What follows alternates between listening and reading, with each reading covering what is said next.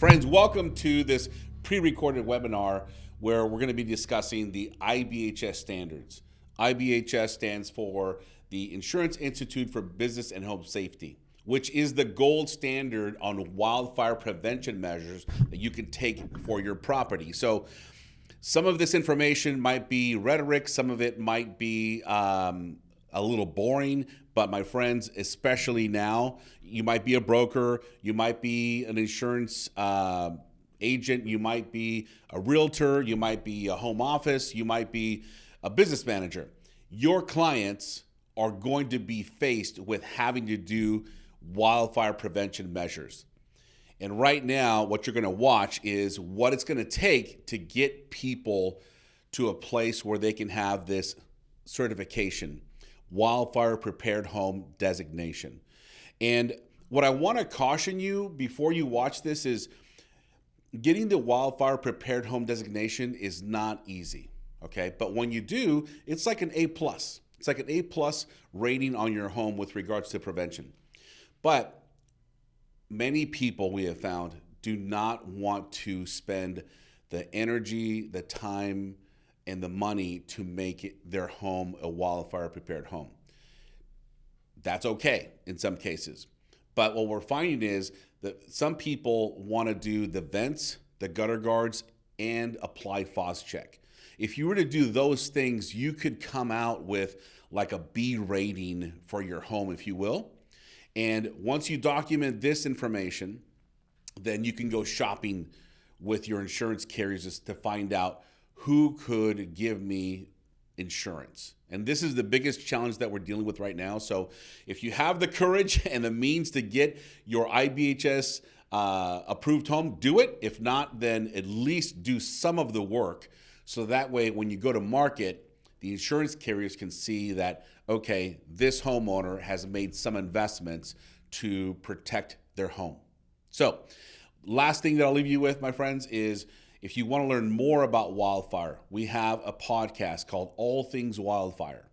And jump in, subscribe, and you're going to see a lot of interviews from wildfire professionals, from insurance professionals, and really the dynamic piece that's going on in our industry right now with homes and properties, and it's evolving every single week, and you're going to get firsthand information on how everything is impacting all of these areas. So subscribe onto the All Things Wildfire podcast. Enjoy this webinar. Peace out. All right. Well, good afternoon, everyone. My name is Rich Snyder. I am a wildfire mitigation specialist for Allied. I just retired from a 36-year career in the fire service as an engine boss and as a fire marshal, developing codes and responding all over the state for wildfires. And glad to bring this expertise into Allied. So today we're going to address some of the questions that have come up regarding the Wildfire Prepared Home program that we know Farmers has been dealing with, and we're trying to help homeowners and brokers and agents understand this and help them through this process. So to start out, we're going to get my computer to work here. Is it not advanced? There we go. So to start out, we're going to talk a little bit about why we're here with the wildfire problem. So this is a photo that was taken in the middle of the morning during the Woolsey fire, just to kind of demonstrate that you may think you know your neighborhood and what it's like during a wildfire, when in reality, this is, say, 10 o'clock in the morning, and it might as well be 2 o'clock in the morning. This is what it's like to experience a wildfire. A lot of people think of homes being lost in a wildfire as a home that's nestled into the brush or the woods, and this tsunami wave of flames is going to take the home out. And that is absolutely true in this case. This home has very little chance of survival. But what we see out there, that's not the majority of what we see out there, because what we see out there is this. This is Coffey Park, where we lost 2,700 homes overnight, and none of these homes were even in the wildland interface as defined by California CAL FIRE. NFPA 17, 1710, which is the National Fire Protection Association. That has the minimum personnel required to fight a house fire of being 15 people. Now I can tell you from years of experience, it's more like 25 people or firefighters to extinguish a house fire.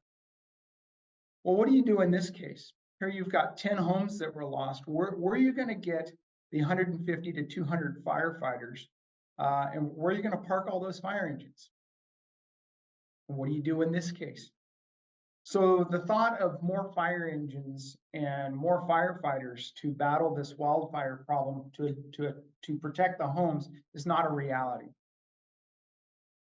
The answer to the problem is not more fire suppression.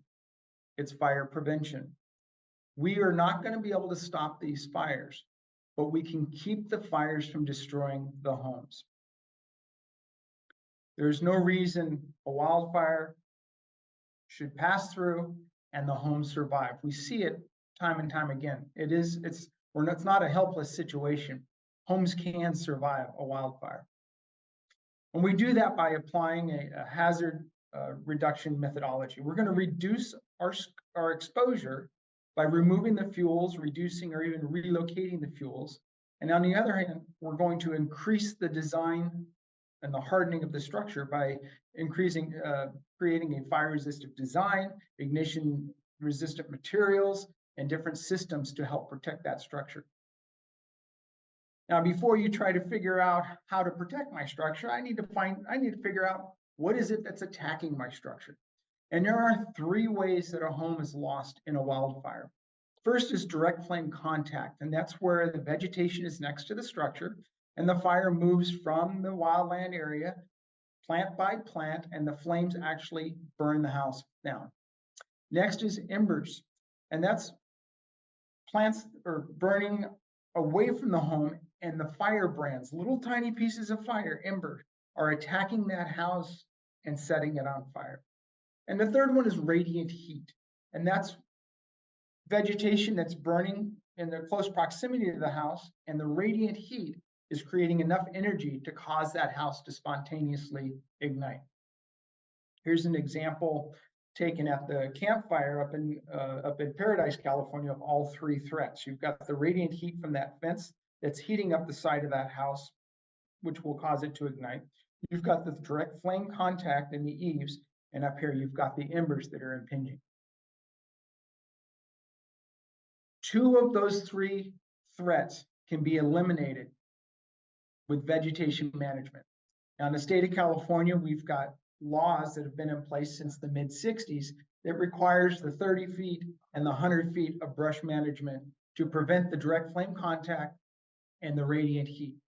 Following those two steps, you can eliminate those 2 threats to your structure. And here's what that CAL FIRE safety zone looks like. That first 30 feet of managed vegetation, keep it lean and green. And then the next 100 feet, we're going to keep it thinned out, things trimmed up.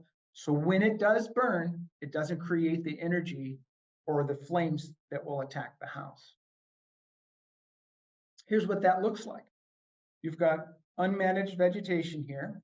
And at the 100 feet out, you've got well-maintained, low growth, it's irrigated. And then that first 30 feet, there's hardly anything to bring flames to that house. And this works. Here's an example of the community that I worked in. You've got unmanaged vegetation. When it comes down close to the house, you maintain the vegetation. It's not eliminating it, it's just maintaining it, thinning it out, spreading it out. Here's a home that in San Bernardino that is in full compliance with vegetation management. They have well over 40 feet from the home. In fact, it's a concrete driveway. You can't get any better than that. Even the hillsides, the vegetation is pretty minimal as far as it being the type of vegetation. It doesn't produce a lot of energy.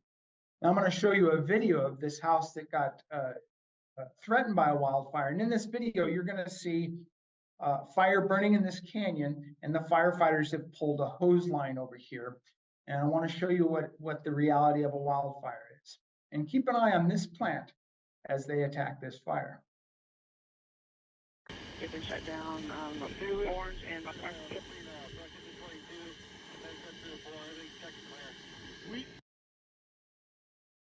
Get them shut down.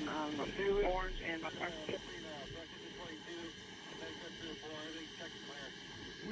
Hey, can you get any more hose? Having a little trouble with our video going here. get them shut down. Sorry. There we go. For traffic control. Get them shut down. Sorry for the computer glitch. Gotta love computers. Not playing on your thing. Hey, can you get any more hose?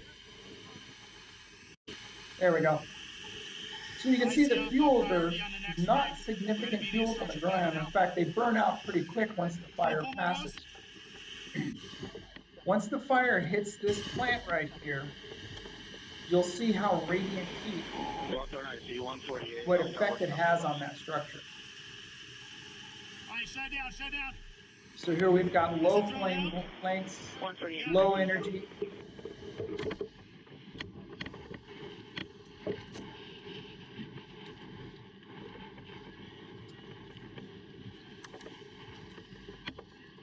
But because we've left this Italian, or it's a juniper, that's the energy that's produced from a single juniper. Now, mind you, this juniper plant was 40 feet away from the structure, and it creates a tremendous amount of heat.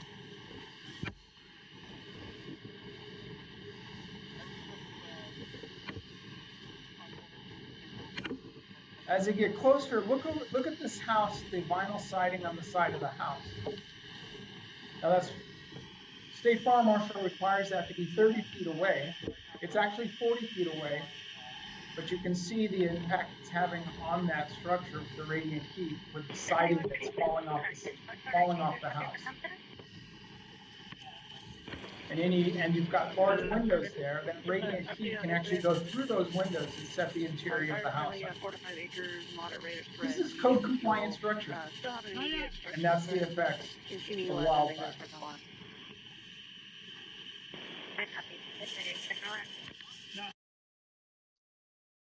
Now, this is a structure that's also code compliant.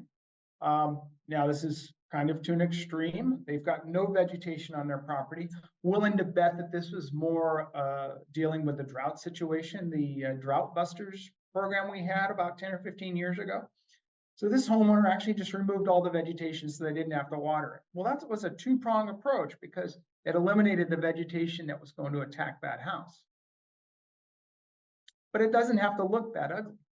This house is also fire-resistant vegetation. You've got, this looks like wild apples, so it's low combustible, low to the ground. The plants are spaced apart, so if one catches on fire, the fire's not going to go from one plant to the next, and to the house. Typically, grass fires are low energy, fast moving. We don't lose houses in grass fires. They're just pass too quick, and the energy is not there long enough to set the structure on fire. Unless, of course, the homeowner in this case planted 4 coastal rosemary bushes right up next to the house, which took that low energy fire, created a bigger fire next to the house from those rosemary plants, which was enough energy to set the house on fire and burn it down. This is a photo during the WUI fire. This is in, I believe it's an LA City firefighter. This is in a condo complex. You can see how the embers getting into the planters next around that complex are smoldering, they're spreading. These embers will sit in there for days. And if the area is evacuated, which they are during a wildfire, that's enough energy to get into the wall and set the condo on fire even a couple days later. So what we're talking about today is we're going to talk a lot about the Insurance Institute for Business and Home Safety, the Wildfire Prepared Home. They've done a tremendous amount of testing over the last decade, probably, discovering what is it that's causing these homes to burn.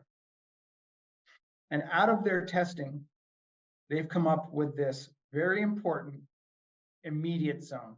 We talked about the 30-foot zone and the 100-foot zone that's current code. There's now a 0 to 5 zone that we're finding is one of the most important zones that's being created to protect structures. Now, while this isn't in code it being enforced in code right now. It is in California code right now. By the end of this year, it will be enforced on new construction. And by 2026, it's going to go retroactive to existing properties to have that 0 to 5 zone. And we'll talk about that today. Here's what that looks like.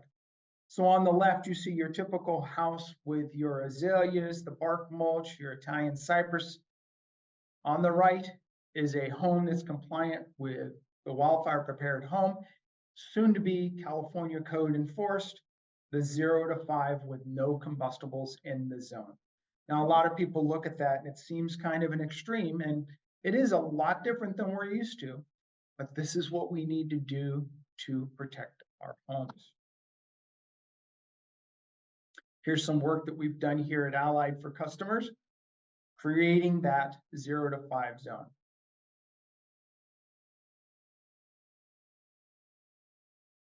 This is actually the owner of our company. He's got the first wildfire prepared plus home in California, and it was retrofitted. We came in on an existing structure and created a wildfire prepared plus home. This is me at my house. I did the same thing at my house because I practice what we preach. Back to our drought-friendly friend who removed all of his vegetation, and yet the home was still lost. And this was in Coffee Park in Santa Rosa. Everything was gone except for the white picket fence. This is what we're seeing as firefighters out there. We've got our wildland gear on, our brush belts, and we're seeing homes burning to the ground. And because I don't have those 15 to 25 firefighters with me, there's nothing I can do to attack that fire. I don't have the manpower, I don't have the equipment, I don't have the resources I need, so we have to watch it burn. It's very sad. Now, in this situation here, I can kind of explain to you that the fire came up this hill and got to these homes. That would make sense. But how do you explain the homes in this infield? They're not next to the wildland interface. In fact, they're across the street from the wildland interface. How did they burn down? Well, it's from embers. And this is a video showing the amount of embers and firebrands that are attacking a structure during a wildfire. Now, depending on the vegetation, quite often these embers can travel for miles. In the Kimaloa fire in Pasadena in 1993, there was 2 houses that caught on fire that were almost 2 miles away from the wildland interface. And it's from embers impinging on the home. Up to 90% of the structure loss in a wildfire is from embers. Some of you may remember this home from the 1993 Emerald Bay fire in Laguna. It was all over the news. They called this the miracle house. Well, as fire safety professionals, we look at that not really as a miracle because it's a non-combustible house with a tile roof and it's got vegetation management around it. Ironically, this lady was self-insured. What I'm interested in this picture is the miracle vegetation that didn't burn. It was only the structures. Now we've all heard in the last year of the miracle home in Hawaii, in Maui, in Lahaina. Now, other than the fact that it's a white house with a red roof like the Laguna house, which really had nothing to do with it, this home, the homeowners bought it and they had troubles with termites and bug infestation. So they took the first 5 to 10 feet around that house, removed the vegetation, replaced it with gravel so the ground will remain dry so the termites won't attack the structure. Well, by removing that vegetation, it became fire resistant. So again, it's a miracle that it's there, but the homeowners took action. Again, you've got a wildland firefighter, and in this case, none of the vegetation is burning. They've gone through the front door and the first floor is not on fire. So we know that the fire didn't come in through that first floor. So why is the second floor and the attic on fire? This is the Laguna coastal fire, Laguna Niguel. About 3 years ago, we had a fire that came up a ravine. It was native vegetation. It was fairly managed. It wasn't just wild vegetation, but it was significant vegetation. They had a 30-foot buffer zone around the HOA, around the whole complex or the whole neighborhood. And the homes were relatively fire safe with their vegetation. Well, during that fire, every single structure, there were 21 houses that were multi-million dollars, $5, $6, $7 million homes. Every single one of them, the attics caught on fire. And it burned down through into the second floor and eventually the first floor. We're talking stucco houses with tile roofs, and the attics are fully involved. Not the vegetation, only the structure. And that's because of vents. That ember intrusion we talked about, those embers will go into the ventilation system of the structure through the foundation vents, a gable vent, an eave vent. Somehow those embers will get sucked into that vent and into those void spaces in the attic and foundation and set the structure on fire. And the structure actually burns from the inside out. The good news is we can retrofit with ember resistant vents. Any new home in California after 2007 is required to have ember resistant vents. Problem is 99.99% of the infrastructure in the state of California hasn't been rebuilt. And so they don't have that ember resistance, but we can retrofit. We do that through several vent companies that are on the market. And there's also a wildfire defense mesh, which is approved by the State Fire Marshal's Office. It's ASTM approved. And we can retrofit an existing vent to prevent fires or embers from getting in. This is an example in Pasadena. A homeowner had a handyman come and fix all the vents because they had a rodent problem. And he told the homeowner that the gable vents were fine, didn't see a problem. Of course, when we got in there, we found there was a big problem. The mesh that was there, the 1/4-inch mesh, was pretty much non-existent. Well, we were able to retrofit that with the 16th-inch mesh, saving thousands of dollars of replacing this large gable end vent. This is happens to be from the last fire that I actually responded on in the Colder fire up in Tahoe. And we came in this neighborhood and we put that 0 to 5 scratch line around the structure to prevent any ground fires from getting to the structure. The problem is the structure had an open underfloor space that just had this wood lattice. We actually have this on video from another house that had a Ring camera footage of this house burning from underneath out. And that was the results about 2 hours later. That can be retrofitted with ember resistant 16th-inch mesh, State Fire Marshal approved screening. What this does, all year long, it prevents leaves from getting underneath your deck or overhang. And during the fire, it prevents any embers from getting in. Let's talk a little bit about gutters. Another big problem in the fire during a wildfire are gutters. Now, we don't think about gutters just before fire season. We think about them during the winter time. As the rainy season comes, we get them cleaned out so then they'll work properly. Once the rain stops, we don't think about our gutters. We don't need them. The problem is debris is gathered into those gutters over the winter. And now during the fire season, embers will catch in that debris and set the side of the roof on, set the edge of the roof on fire. IBHS has done testing on this to show that a metal gutter will hold the fire against the roof and set it on fire.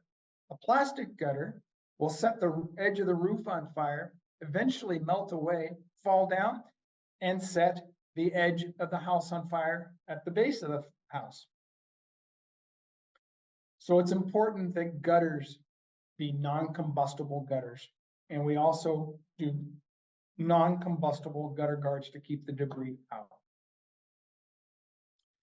So we just talked about home hardening, and we talked about vegetation management. And those are two things that must go together to be effective to protect your home from a wildfire. If you're going to do defensible space and not harden your home against embers, you're still threatened. If you harden your home but not protect it from the radiant heat and direct flames, you're still not protected. Both must happen. So from start to finish, we're going to start with our ember generators, which we use to recreate a realistic ember exposure. Embers are those small burning and smoldering particles that may travel ahead of the fire front. And what we do with our generators is we create the realistic exposure, and in our wind tunnel, we're able to throw them at a building. And then we have a building that has two sides to it, a good side, which uses wildfire resistant construction, and what we're considering a typical building that we would see in a wildfire prone area.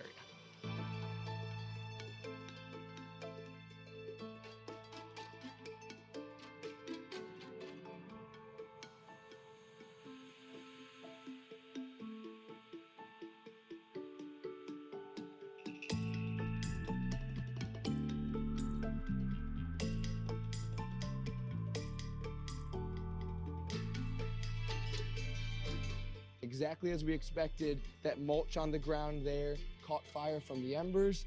The fire from the mulch burned up under this deck, and this whole deck was on fire. And so this fire on this deck caused flames right against the home. And then if we look there at the base of the door, there was actually the flames from this deck that burned through the bottom of the door, and on the inside of the house we started to see smoke and flames. And so because this deck was a combustible material attached to the building, when the embers led to the ignition of this deck, we got flames inside of the building. Here we are on the wildfire resistant side of the house, where we had non-combustible siding, a 5-foot non-combustible zone and 6-inch gap. We had a metal gutter and multi-pane windows. And we see, in comparison to the non-wildfire resistant side, this side had the same ember exposure. If you look here in the mulch, you can actually see some of the embers that had accumulated, but because they had no susceptible fuel to ignite, they just landed there and fizzled out. Now here we have ornamental vegetation that again is susceptible to the embers, but because it's more than 5 feet away from the home, it didn't have enough energy to ignite, and it never led to a flame impact on the building.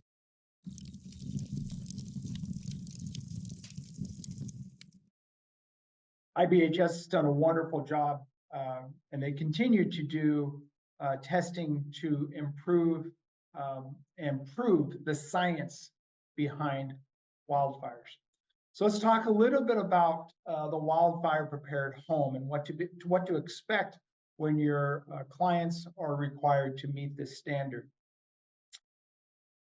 Well, first, the Insurance Institute for Business, Housing and Safety, or Home Safety, that's who has done the testing. It was sponsored by the insurance companies. It's actually a nonprofit organization. And the requirements are based on years of scientific research.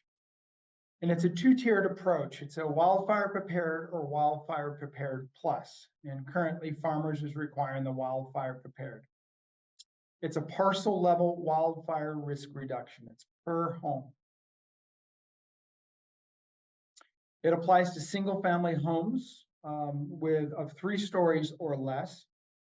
It's only available in California. Manufactured homes, townhomes, apartment buildings, they're not currently able to get certified.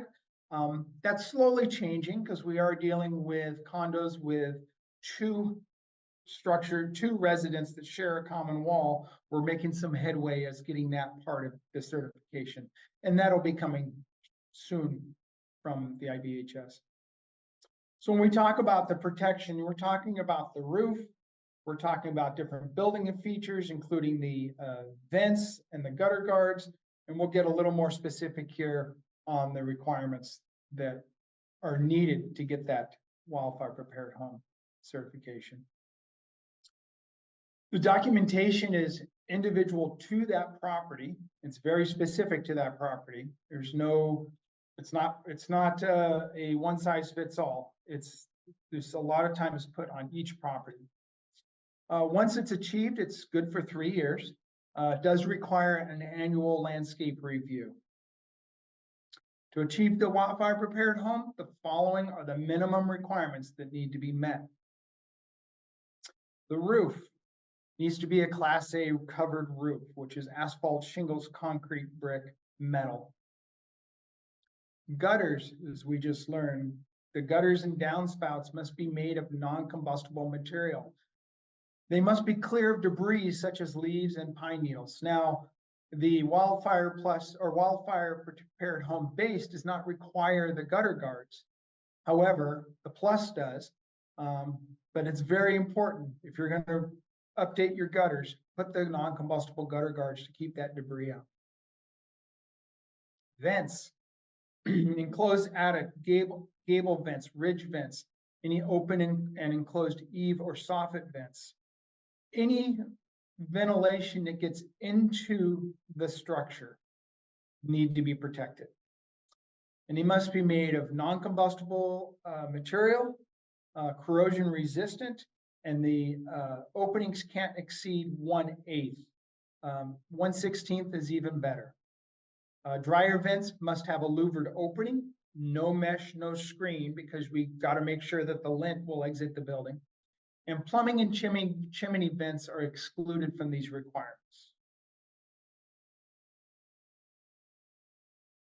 And this is an example of a 1/4 inch mesh showing the embers coming through the attic. 6-inch vertical non-combustible zone. So the exterior walls must have 6 inches of non-combustible material as measured from the ground to the nearest horizontal surface. So this area here needs to be non-combustible.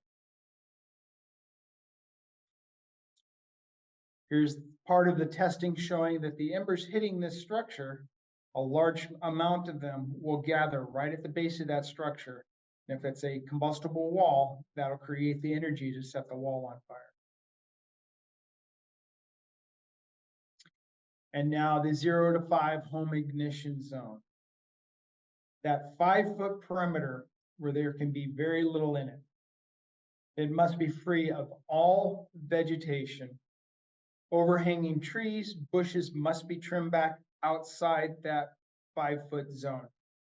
Picture the end of that zone as a wall that goes to the sky when it comes to vegetation. The ground cover needs to be free of combustible items such as, well, no furniture, firewood, trash cans. You can't store your trash cans next to your house.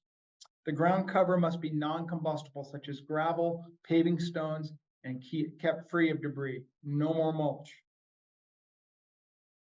And it must be free of any parked or stored boats, RVs, or other vehicles, which can be a challenge when it comes to your driveway next to your house. Let's talk about decks and covered porches. So the top surface must be clear of all debris. You can have up to 10 potted plants that are movable, and there's a specific size that you can keep on that common area. Only non-combustible furniture. Now that would be the furniture, but the cushions, if they're removable, that's okay because they can be pulled inside the house during a wildfire or threat of a wildfire. Same with the doormats. Those can be pulled inside the house. Underside of deck must have no vegetation of any kind underneath the deck. No grass, no weeds. Non-combustible ground cover or bare earth is permitted. That's it. And no storage. So pretty much what you see here.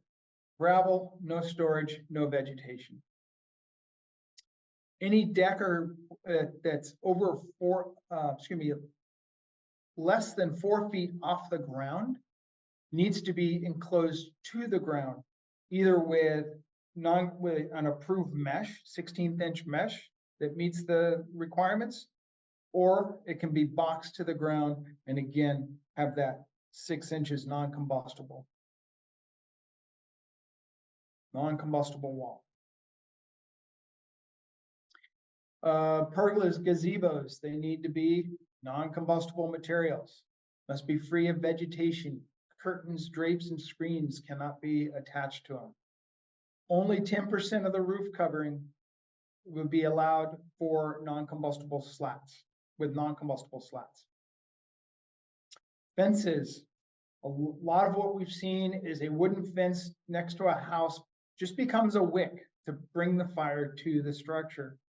So within first 5 feet of that, between the house and the fence, need to have 5 feet constructed of non-combustible material. So wrought iron, like you see here, any kind of metal fence to provide that 5 foot of distance of non-combustibles.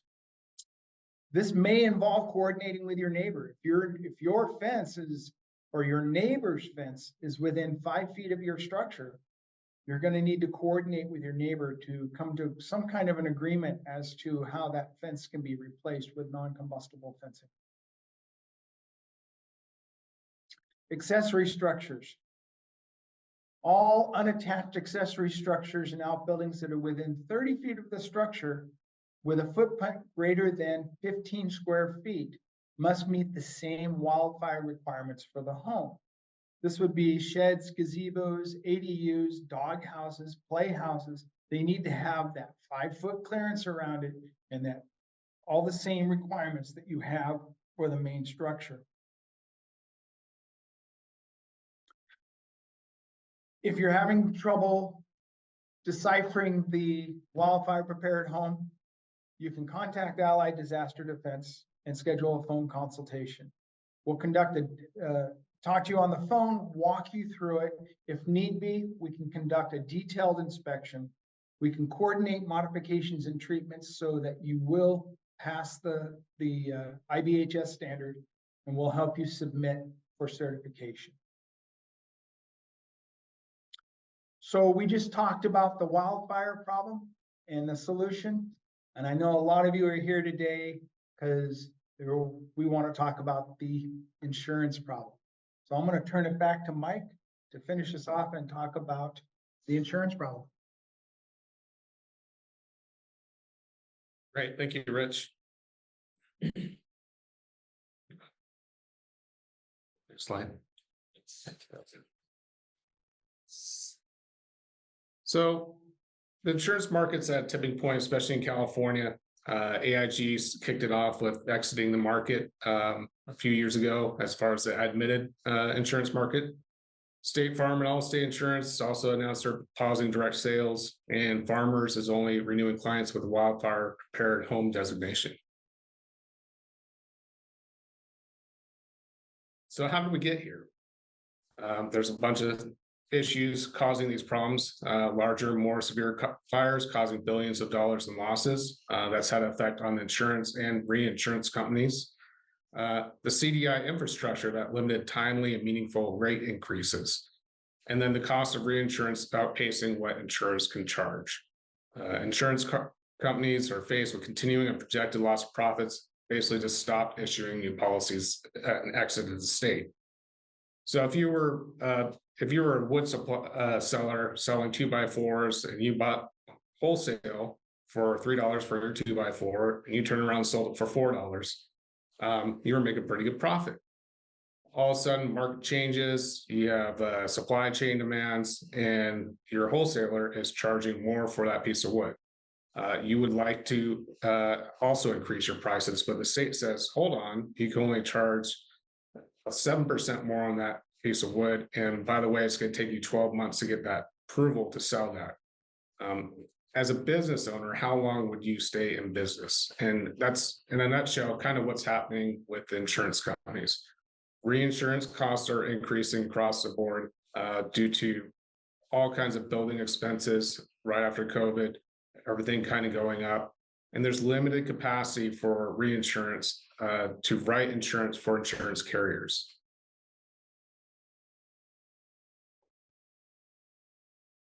So what options are left? We're hearing time and time again, people are going straight from their State Farm policy or Farmers policy and going directly to the FAIR plan. And there are other options. There is the non-admitted insurance side of the business, which doesn't deal directly with the CDI. They have more flexible rate and form on how they can write insurance. They're typically more expensive, can have exclusions and higher deductibles, but it's another option. The California FAIR plan, obviously, has taken off in the past few years as the insurer last option.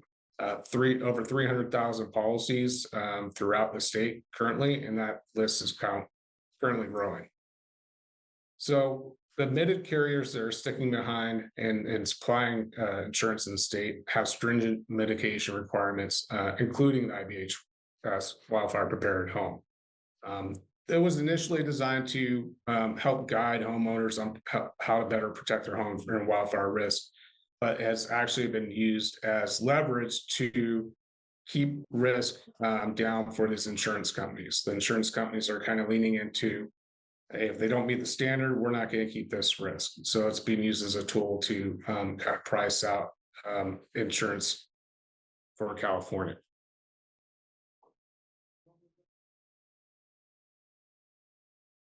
So what does that look like? There's different requirements for eligibility and or discounts throughout the state. And it's kind of how it's listed out here. So your wildfire prepared home designation requires many things, and it's required to be, and you have to do all of them. It can't be a la carte in order to get your designation. So that much we do know. For the other admitted carriers that are trying to provide discounts throughout the state, they have to give discounts for each of these features across the board. Now, not a lot of them are sticking around to actually do this, but they are required to provide a discount. That's still being worked out through the state, how that's going to work. So the discounts aren't coming yet.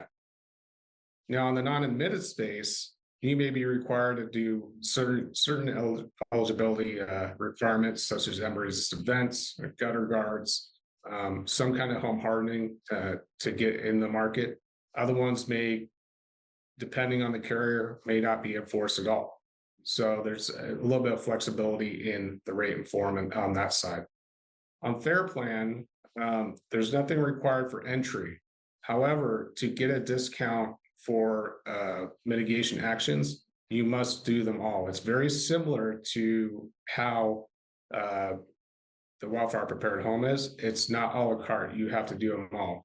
And the biggest one on that is enclosing the eaves, which is obviously a big cost.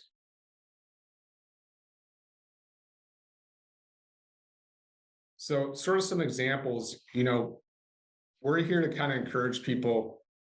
They see this kind of the sticker shock as far as making these mitigation investments for the wildfire prepared home.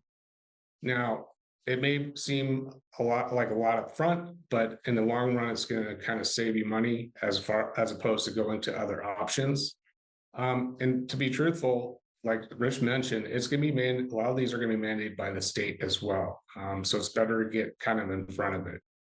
So if you look at these options, and obviously these are a few like just select options in here. Your premium policy could be $6,000, depending on where you live. It could be $9,000 for Allstate or State Farm insurance.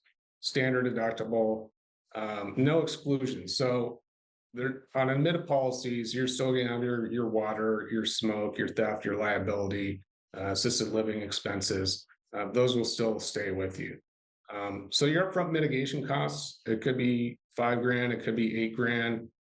So over 5 years, that looks like about $38,000 all baked in. On non-admitted policies, they're going to be more expensive typically than your admitted insurance. Your deductible could vary a lot. They could be $25,000. They can kind of do what they want within this system. They can do exclusions. They don't always exclude everything, but if you've had a water loss, they may exclude water or charge a huge water deductible. So you may have a $25,000 fire deductible and $25,000 smoke deductible. Some may not cover assisted living expenses. So if you're evacuated for a long time, they won't cover your hotel.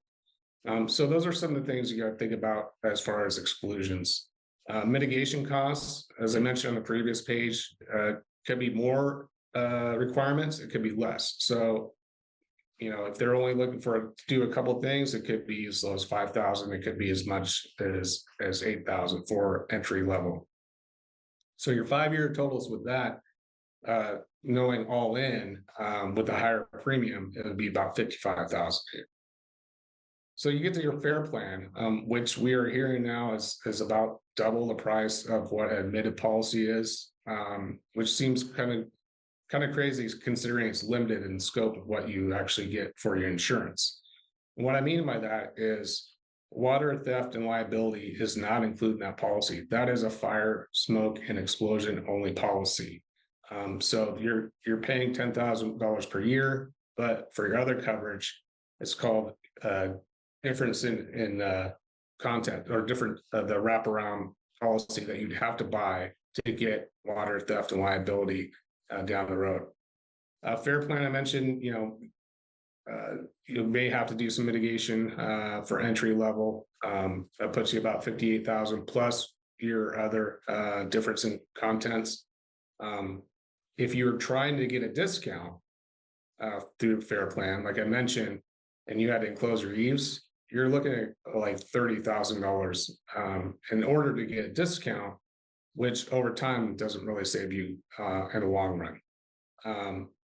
Now, those are pretty bleak options, but it does get worse, unfortunately. So what can happen with the backup in the California Fair Plan, if you know you're being non-renewed by your admitted carrier and you file for the Fair Plan, there's 2-3 months backup in there. If you lose your coverage in between that time, your mortgage company can actually put forced place coverage on your home, which that means they're covered for their mortgage, but they won't always necessarily rebuild your home if there's a loss. And oh, by the way, that is going to be thousands of dollars per month, not per year, per month, for that policy until you have the Fair Plan coverage. And this actually just recently happened to somebody in Simi Valley. So that's a real possibility of that happening too. So we have the understanding that people see the IBHS standards and how strict they are.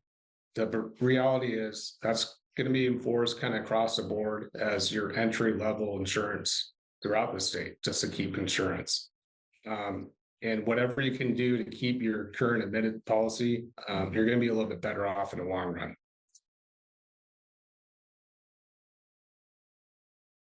So just for a snapshot of what this looks like, what's doing to the market right now. In 2018, there was $50 billion in total insured value within the California Fair Plan. There's currently $290 billion in the California Fair Plan. And that you could think of that as what the exposure is. Now, the Fair Plan is backed by admitted carriers. They have to pay into this pool to have these policies available. So should a fire hit an area that's full of Fair Plan homes, that's going to hit all the insurance carriers, not only on their side of the business, but on the Fair Plan's side of business. So there could be some significant impacts. And that's never happened before, but we've never had this type of exposure before. So that's kind of the chapter we're at right now. And then you look at the bottom chart down here, and that's your non-admitted or excess surplus line policies, what that's looked like across a few years. And you can see the giant spike in 2023 going to 2024 as far as new policies being written on the non-admitted side. And that's due strictly to admitted carriers leaving California.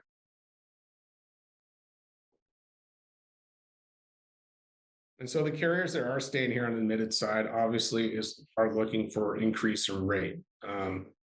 This hasn't really been allowed under Prop 103 for quite a long time. The Prop 103 that started in 1988 was a regulatory reform for insurance to help homeowners, but in the long run, it's made insurance difficult, profitable-wise for insurance carriers across the time, and now we're playing catch up.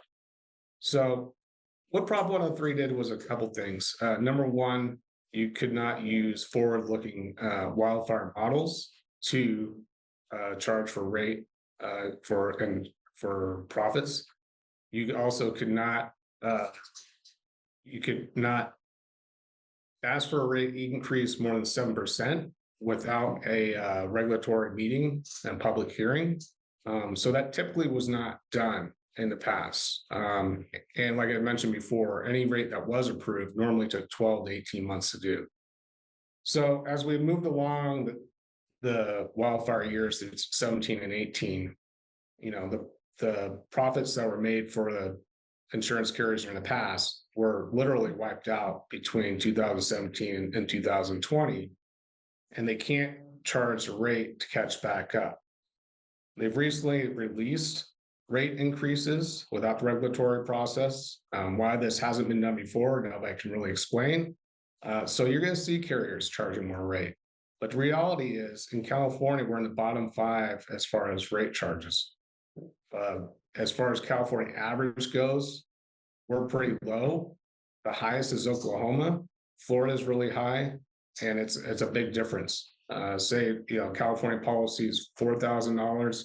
You're looking at $8,000 to $10,000 on average in those other states. So we've been artificially low, but that makes hard for insurance companies to get a profit. So, like I said, we're playing catch up now with rate increases, and so these rate increases across the board, they're pretty substantial, and they get a little bit more complicated because what the insurance carriers will do, let's say the top one is 30%. Well, they'll balance it out in a low wildfire area by making that one really low, and then one in the wildfire area, you know, 3 times as much. So even though that 30%, it could be 90% for a person in a high wildfire area. It's just what the new reality is until conditions change for carriers to come back into the state. So this means the policyholders have a role to play in the insurance solution. It's making that investment in mitigation. You know, unfortunately, like Rich said, that the 0 to 5 foot zone is a total change and shift. It's a generational change that's being enforced overnight by the insurance companies. Yes, it will most likely save your home, but it is an investment, and it is also, you know, kind of a sticker shock when you see what you have to do to your property. But it's going to be what the new reality is moving forward. So at Allied, we have a staff that performs these inspections, over 250 years of experience from all different fire departments.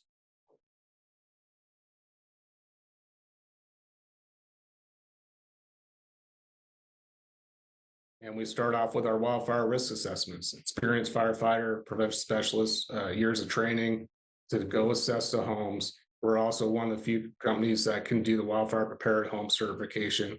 And we step people through that process all the way.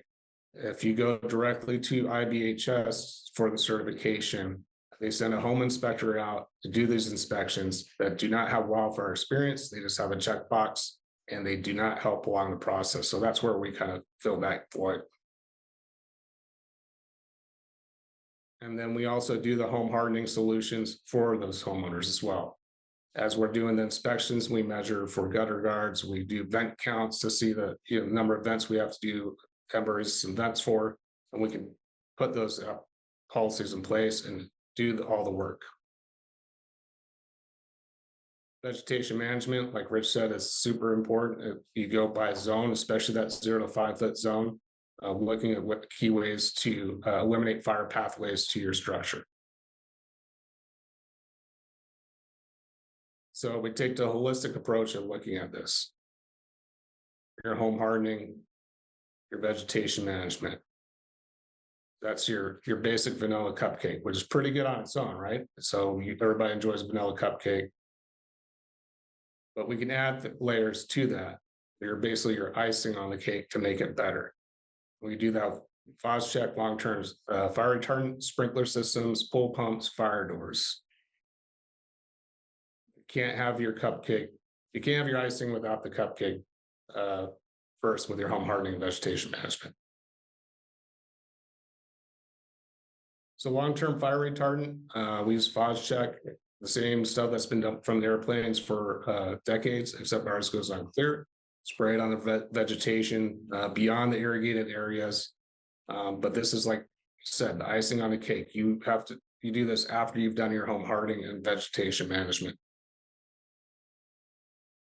Exterior foam and water systems. We work with certain vendors to install these systems for homes for fire protection. Some insurance carriers will actually give a discount for installing these systems. But again, it's a solution to add to your home hardening and vegetation management.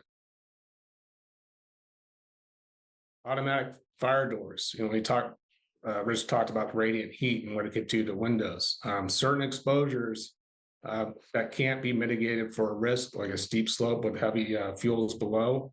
This is a good option to have as far as deflecting radiant heat. And also during our high wind events, because it stop any kind of projectiles, flying branches or bushes from cracking a window and allowing embers in. Portable fire pumps. We've set up professional units. Our crews can come out, set it up, provide the training for homeowners, property owners, staff to be able to operate the pump, but more importantly, to have it on site for firefighters to use if necessary. Fire gels is a proven system that it can be applied to both structure and vegetation. These have a 8 to 24-hour effective window once applied to either vegetation or a structure to better protect it from radiant heat and direct flame contact.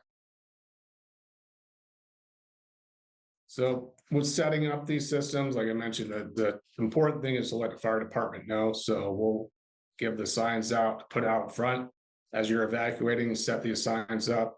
As a firefighter coming down the street, I know I would be looking for signs like this to stop that, because that's in these fire events, we're basically doing triage. Maybe one fire truck for 10 homes on a street. They're going to look for the one that's the most protectable and easy to protect for sure.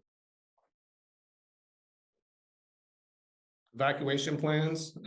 These are nothing new. It's been around for a while from the Ready, Set, Go program, but a lot of people will not do them on their own. So we provide these evacuation plans with 2 different escape routes, rally points to meet your family, and all the details for your evacuation checklist, all included in the report. That way, yourself and your family members can have them.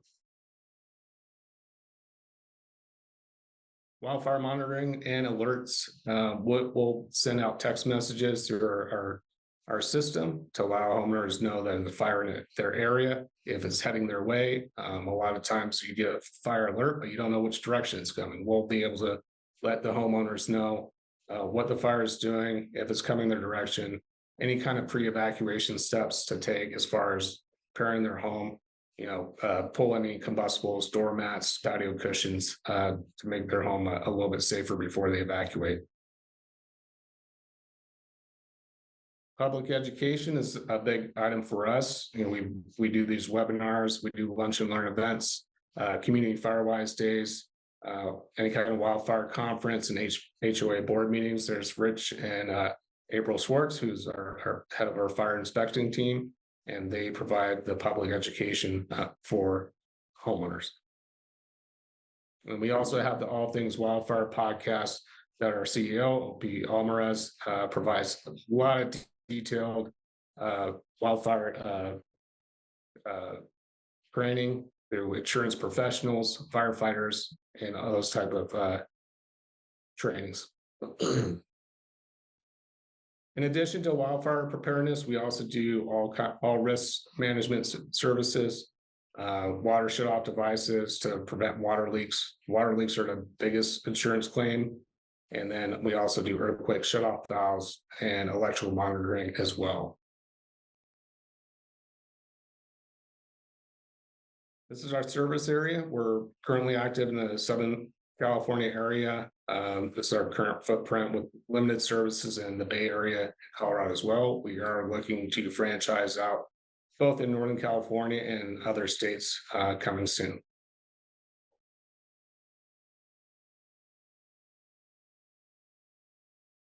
So Rich kicked it off by talking about the fire effects, weather, fuel, and topography, and the role that plays, how that develops into radiation, flames, and embers that could affect your structure, how to harden your home, manage your vegetation, add those extras to better protect it. And then knowing your options for admitted, non-admitted, and fair plan, and how that can save you dollars. And that's where Ally comes in, providing all that information. And that's it for our presentation, and see if we have any questions. So the question we have is admitted versus non-admitted. Try to cover a little bit quick on that. Admitted carriers are your known carriers throughout California. So State Farm, Allstate, Farmers, they all have to regulate with the state, the California Department of Insurance, as far as what they're going to charge for rate and their terms, and any wildfire discounts they're going to provide. Non-admitted carriers work a little bit differently. Their excess and surplus lines insurance, they're normally options to go for people that can't get admitted insurance. They're a little bit more flexible in their terms. They could charge a higher rate. They can have exclusions on what they cover.